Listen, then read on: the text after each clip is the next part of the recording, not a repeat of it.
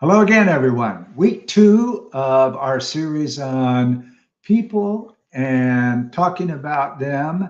And this week we're going to talk about choose unity. And this is going to be a really interesting subject to me because there's been a lot of dialogue lately about unity and sides against sides and those types of things. Certainly there's some craziness going on in politics in the United States.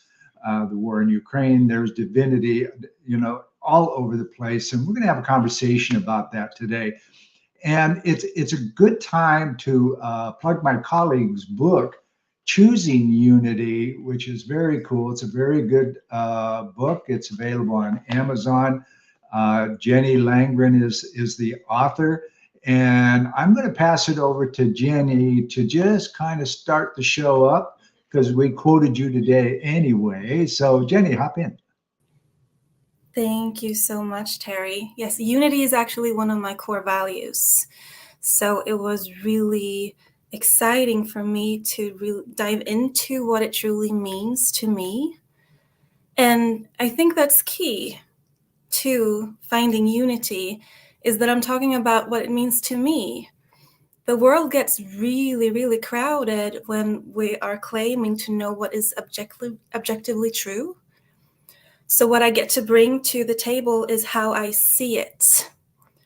And also key for me is to begin with unity within myself.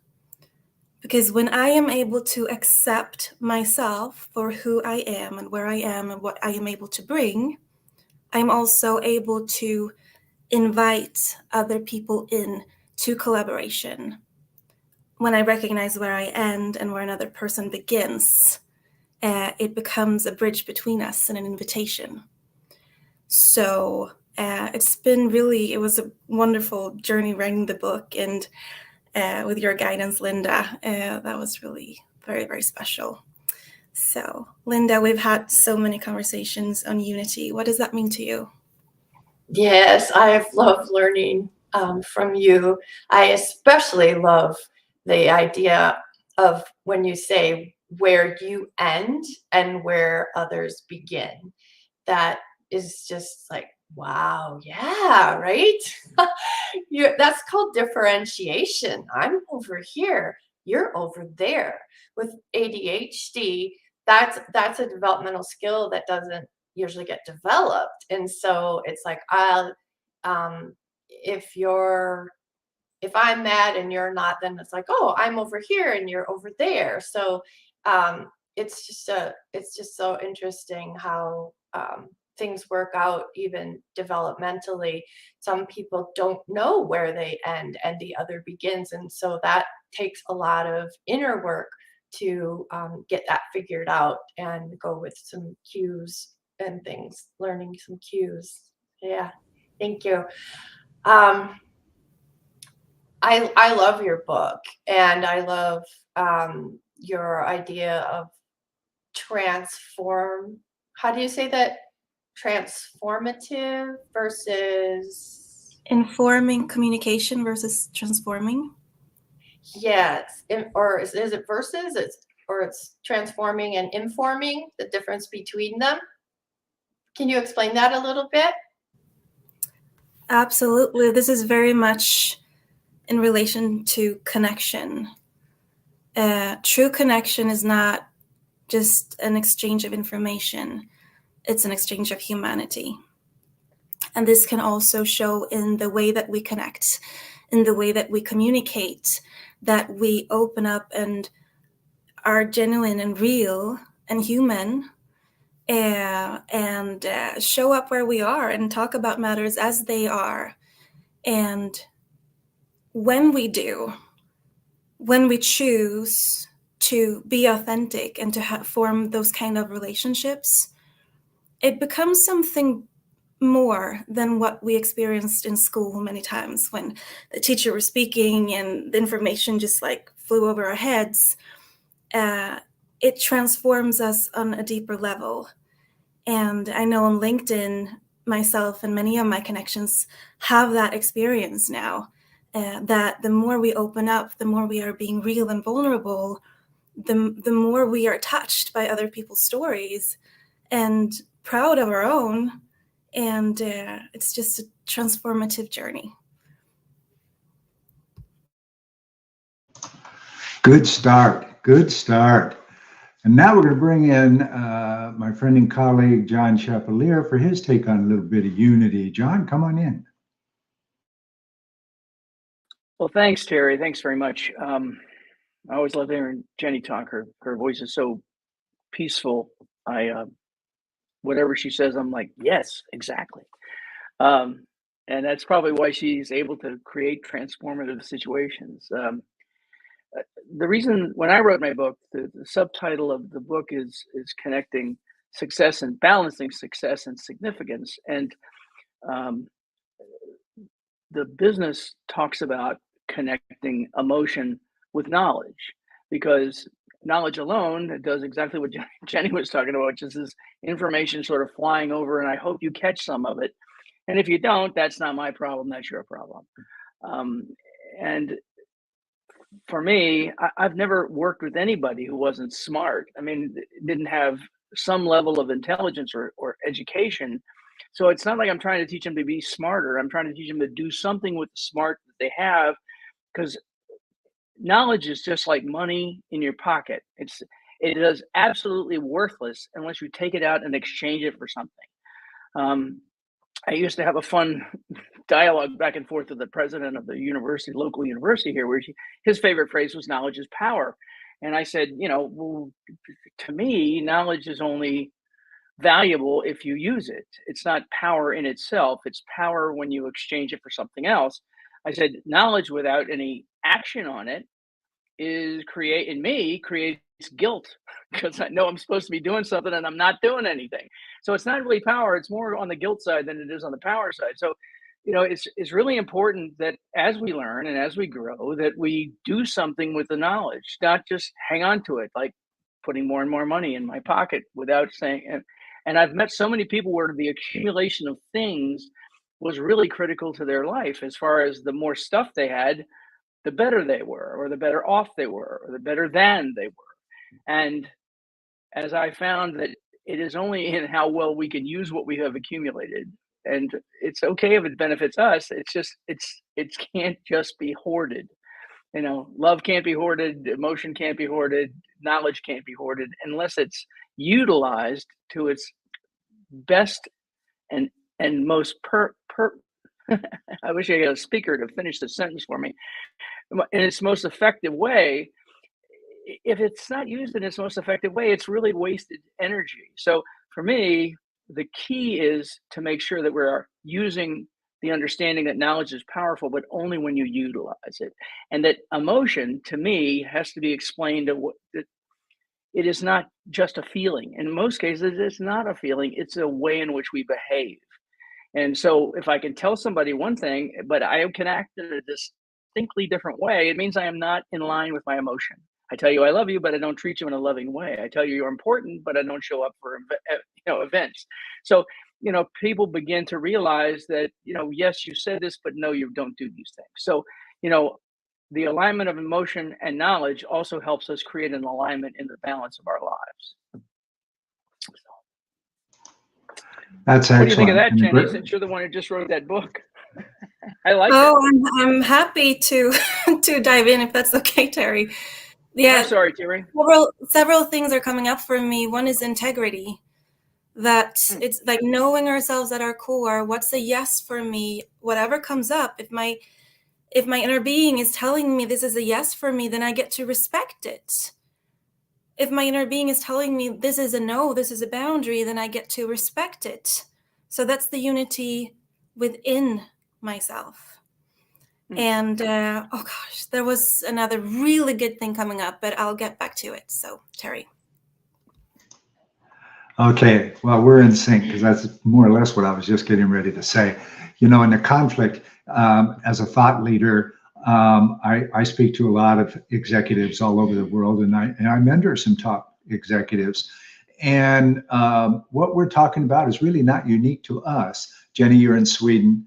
The three of us are in the United States. but I talk to India and Africa regularly, a few countries in Africa, and we're all talking the same thing. You know, this is valid. This is, you know, this insecurity about where the world is right now and what it could be. The war in Ukraine, the threat of Russia, the drop in the N-word as a possibility, as a strike against the West for helping Ukraine. All of those are psychological warfare. And sad to say, psychological warfare is used right in corporations as well. You know, they drop little tidbits of information to keep everybody, oh, what's going on? Is my division going to get laid off? Are we closing? You know, everything's fine. Don't worry about it. And you come to work the next morning and your key doesn't work to the front door. That's because the locks were all changed overnight. That's happened to colleagues and friends of ours in the last few years. So that insecurity is putting forth a movement of, you know, it's driven by millennial thought is, you know, if I don't like working for you or your company, I'm walking. You know, I'll figure out something else. I am not tied to this company and this job for the rest of my life. Now, as a 69-year-old, that thought process was pretty prevalent in my 20s and 30s in the late last century. I love saying that. It's so fun. But it's true. We really created our own slave mentality because we were afraid to leave for the most part. Okay. And then as hippies from the 60s and starting in the 80s, we started going, you know what? I just really don't want to do this anymore. This is just nuts. And a few would break out and they'd start their own businesses and move forward. So it's interesting that we choose unity, because unity doesn't mean we're going to organize and become a labor union of our company. Those are okay too. I don't mind labor unions. They've done well for the American way and around the world. Choosing unity is, okay, folks, we're in different age groups and different demographics. We do different jobs. We might all be in the same community, but that's as close as it is. But we can all be together on one thing. We can all focus on ourselves. And when we focus on ourselves, we're not being selfish. We're going to become part of the community and move that non-selfish community action forward. And so I know Linda and I have talked about some of this stuff with clients and that kind of stuff. So I don't know if Linda wants to hop in on this or at this point. I got a yes, so it's mute me and go for it, Linda. When I think of unity, I think of unity without uniformity, which Jenny wrote about as well. And the best way I can think of to explain that is to look at the United States military, right? They're different, but they're all the same, right? So it's the military, but they have the different areas of the military: the Army, the Navy, the Marines, blah blah. And as a special ed teacher, the most fascinating thing I learned about was there's a story called Sunrise, and it's about a little boy with very severe autism, and all he'd really be comfortable doing is sitting in the bathroom. I believe it was in the basement of the house. It's cold bathroom floor, and all he would do is rock. And so his parents decided to join him, sit down with him, and also rock. So if you think about it, that's unity. And in doing that and keeping that up, and it's like the foundation of therapy that they ended up creating that literally pulled him out of autism. And he is now running their ranch where kids and I believe when their parents go, kids with autism, their parents go to learn that method. So unity is very powerful. It's powerful when we join another. And the biggest thing to remember is to find unity with another. It doesn't mean you have to agree with them. And Jenny is so fabulous at explaining that, and she's written about that in her book as well. Do you want to speak to curiosity, Jenny? I love you teaching on that. Absolutely. We'll see in which way it goes. So I was just having a conversation with a client today, and it was, around like staying on our side of the fence, playing the leading role in our own life, allowing people to make up their own minds and grow through them, through their decisions. And so we were talking about fear and connecting. And I was just giving the example of, let's say that I am offered to do a TED talk. That would be so cool. And I get up on stage and I'm so focused on the performance, and I'm so focused on the fact that what if they don't accept me? What if I mess up? That energy is going to keep me very much stuck in my head, because thing is that I already know my intention. I already know my message. When I take it back to connection, when I take it back to caring for my audience, when I take it back to a sense of curiosity, this is a collaboration. I get to enter the stage and see what comes in. It's an exploration for me. It's a discovery to see what we are going to create together. That's gonna keep me in a state of just caring. And that actually does a lot of good in my body. It gets my oxytocin flowing and keeps me in a really good and healthy state, also connected with myself. So thank you for asking, Linda. Did you want to proceed? I did have a throwback to John there on what he was saying before. Yeah, keep going. You're doing great. Okay, thank you. So John, what was coming up for me when you were sharing, because you were sharing of how sometimes, taking in new information and knowledge and not acting on it makes you anxious. I was thinking of the fact that creativity that is not being expressed will show as anxiety. Mm-hmm. And I think this is a testament to how we grow together, the unity that is, because life is inhale and exhale, right? Mm. Life is listening to you and learning from you, experiencing your message and your voice and what you have to share. And when I take that in, it begins a creative process within me to make sense of it, to understand it, to make something of it. And it's just natural that has to be let out. I need to express, I need to exhale, to share with my community. Right. And this is how we grow together. So just so cool that you were sharing connected with unity in several ways. Right. Yeah. I've seen people be just immensely frustrated, and it's usually just the simple understanding of, oh, that's okay for me to say, or that's okay for me to do, or that's okay for me to talk about. And the answer is, we would certainly hope that they would be in an environment where that would be the case.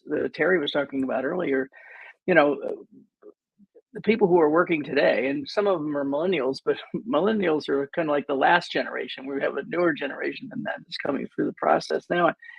And you're right, they have a very clear sense of what they want to do and what they want to be. And if you are not in line with that, then they'll find another place to go.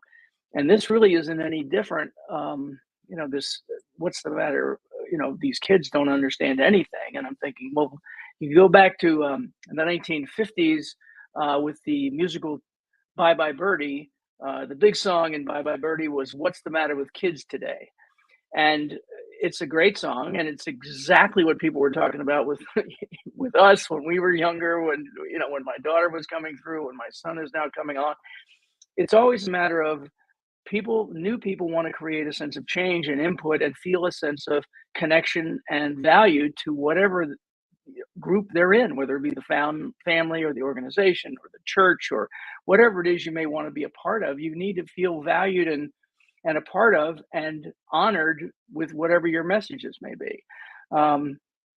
And if we can learn to do that, we can contribute so much more if we're willing to allow people in. One of the people I worked with the other day was a person who was telling me, well, you know, they don't ask any questions and they don't ask me anything. They just barge ahead and do all these other things. And I said, well, how many times have you asked them a question rather than told them what to do? How many times have you asked for their input on another way to do this? I said, because if you don't ask any questions, then your assumption is you're the best person who's ever done this job and who will ever do this job. And that seems a little egocentric to me. I mean, the more that we can bring in, I mean, I think of unity and, you know, sort of inclusion and engagement and all these other things as the spices that go into a stew that make a wonderfully delicious meal. But if we don't invite it in, we end up with just a very bland meal that doesn't really include. And the less that you include, the less that you engage, the less productive and powerful and positive your family, organization, or any other group will be. So I think unity is one of those things that people tend to think, well, that's probably religion, that, you know, it doesn't really have anything to do with me. And the answer is no, that, you know, when I'm working on trying to process a deal between two people, the thing that we need to do is get to a point of unity, which is get to a commonality of focus. That's where the power is. It's within a commonality of focus. That's how communities are created. Community is a commonality of focus, which exponentially increases the power of all the members. So the more and clearer that you can get, the better it is. And it's a little scary for managers who have been around a long time, and that's not their style. Leaders who have been around a long time, and that's just simply not their style. And my feeling is all new behavior is uncomfortable, folks. So if you want something different, you've got to do something different. And in doing it, it's going to be uncomfortable. So just keep practicing it until it gets better, because it will get better, but it certainly isn't going to feel that way the first time you pick up a phone or ask a question or anything else. It's just not. It's going to take time. Well, this is great. And to tag on that, John, which is really relevant for our ages, is, you know, anything and everything is live now. And from that, misinformation, fake news that was really easy to do when there was only print is impossible to do now, because there's somebody there with a cell phone videoing things going wrong in live, and the world is seeing it.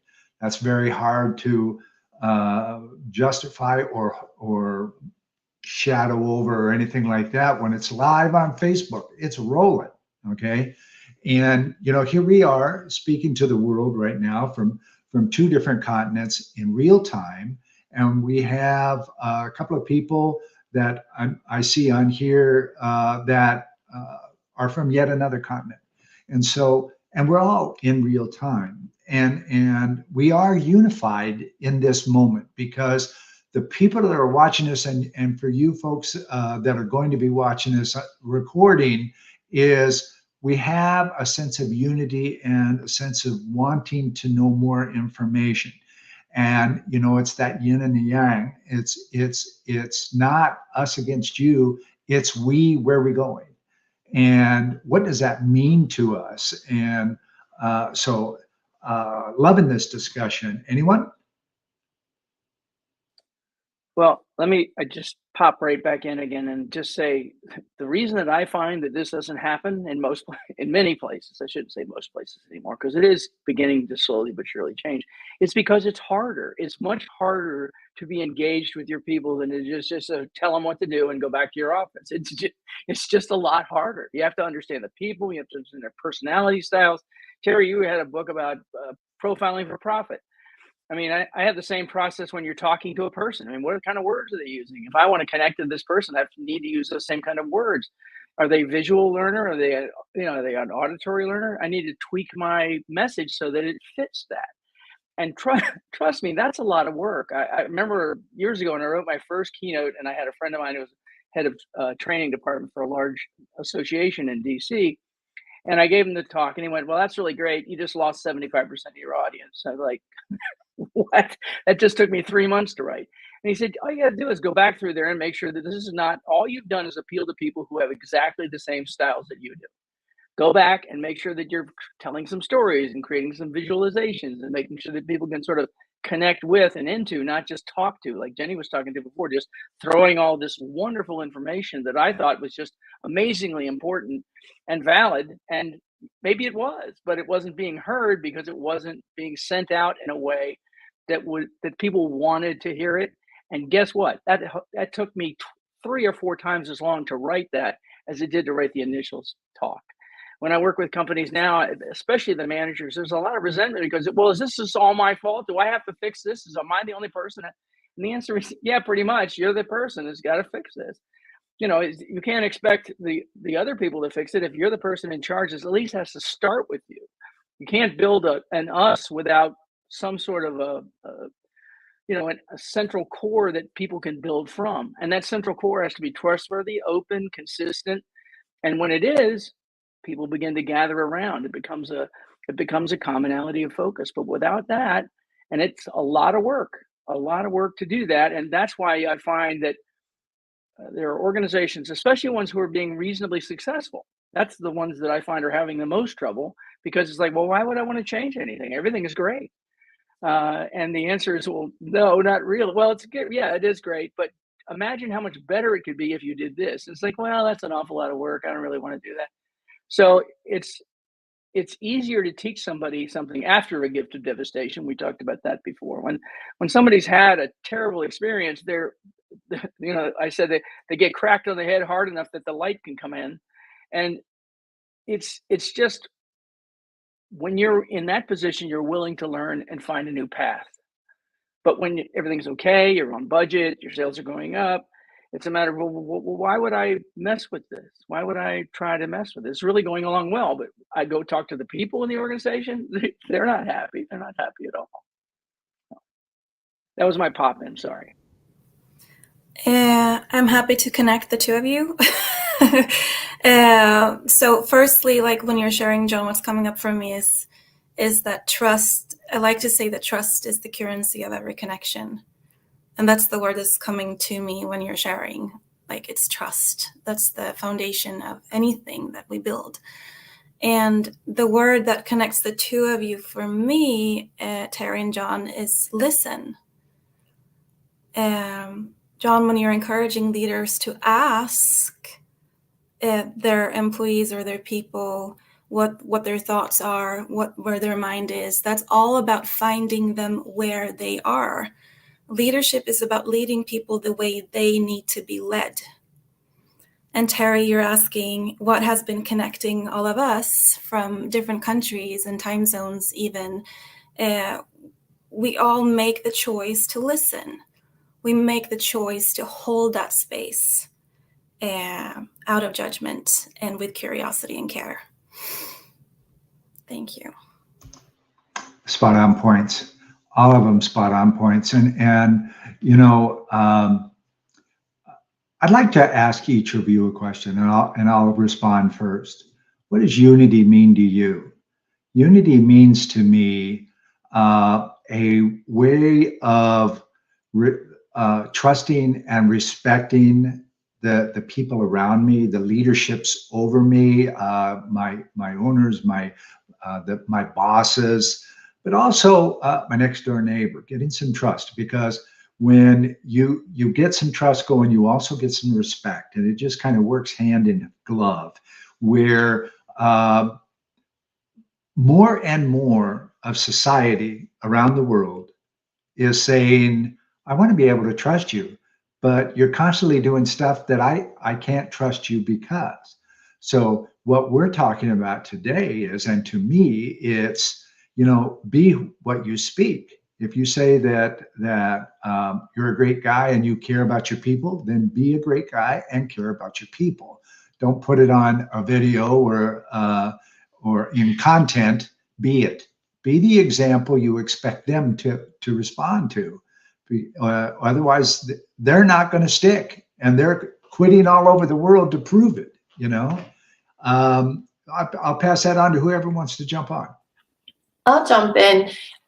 For me, unity is connection, and I love to connect at a really deep level. That doesn't mean other people like to connect at a really deep level.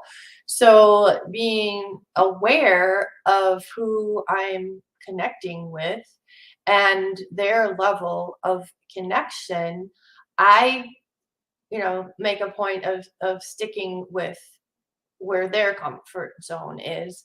And they might be just up in their head a lot.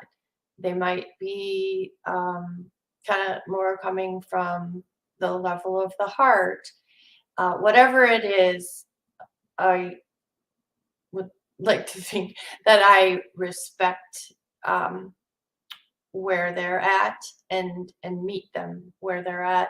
And that probably comes from my special ed background too, because until someone is seen and understood, they can't shift out of anything that they're dealing with. One of the things I always asked when I worked at a psychiatric day treatment center with young kids was, what do you need? What do you want? And how can I help you? And I tapped into their interests. One of them was like super interested in motorcycles. I went to the library and got books on motorcycles, bought toy motorcycles. It was motorcycle this, motorcycle that, and motorcycle math. One of the things I did learn though is with bipolar, if you're feeding that interest, it actually increases the psychosis. So that one really blew me away. That was the most interesting place I have ever worked. It was really fun. How about somebody else? I'll jump in here. To me, unity is that commonality of focus that I was talking about before. Building a community, which is where, to me, unity comes from, community. And except it has calm in front of the word unity. So just to explain it that way. Linda gets my humor. Terry's like, could you please be quiet? But unity is a way in which we become inclusive and valued to each other. And that, in the way in which we've been raised, in the way in which we've been trained, certainly in the societal United States society, that is not something that we're still trying very hard to sell, this rugged individualism. And this rugged individualism is not something that gets warm or gets fuzzy and opens up and shares at a deep emotional level. And I'm finally very grateful to see that people that are sort of my age at the time I was actively running businesses are leaning more towards an emotional intelligence process, and the value of emotional intelligence, and the value of connection, and the value of community has all gone up dramatically. It's still to me, it's still in the minority. It's not in the majority yet, but I would love to see it continue this way. I'm doing a presentation next month, I think, for the International Association of Society of Emotional Intelligence International, and it'll be in London next month. And that's what it's all about. It's about being able to read other people, understanding their needs, figure out where they're coming from. These are questions that we, like Terry said, when I was growing up, that was not a question anybody ever asked me. How do you feel about this job? It's like, either you can go do it. And, I'm very grateful that I had a number of bosses who taught me exactly how not to be a leader, because everything they did was exactly diametrically opposed to the way in which I lead today. So you can learn even from negative people. You can learn how not to do something. And so, I worked places where they just had minimum wage people. They worked them until they complained or wanted a raise, and then they fired them and got another minimum wage person, and did it over and over and over. But the cost of reputation, the cost of training, the cost of turnover, the concepts of onboarding, getting people back to the point where they can perform at the levels that you want them to perform, those are not values they added in because they were just no big deal. The only thing that was a big deal was getting whatever you wanted from here to here with a profit margin built into it. And if someone was happy, that's great. If they're not happy, that's okay too. I just need things to move from here to here and be more profitable.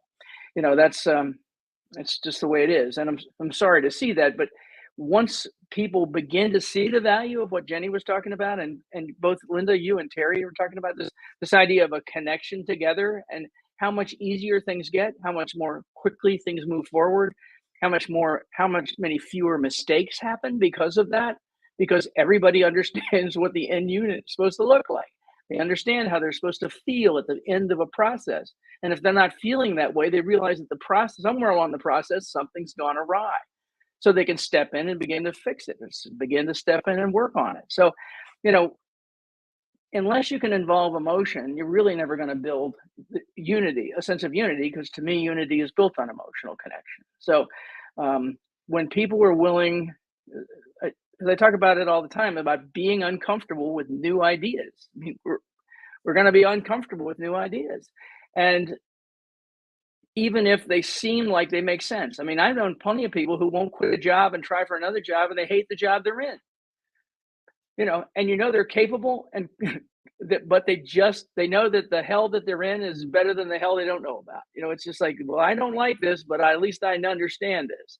And so that minimizes their willingness to jump out and try something else.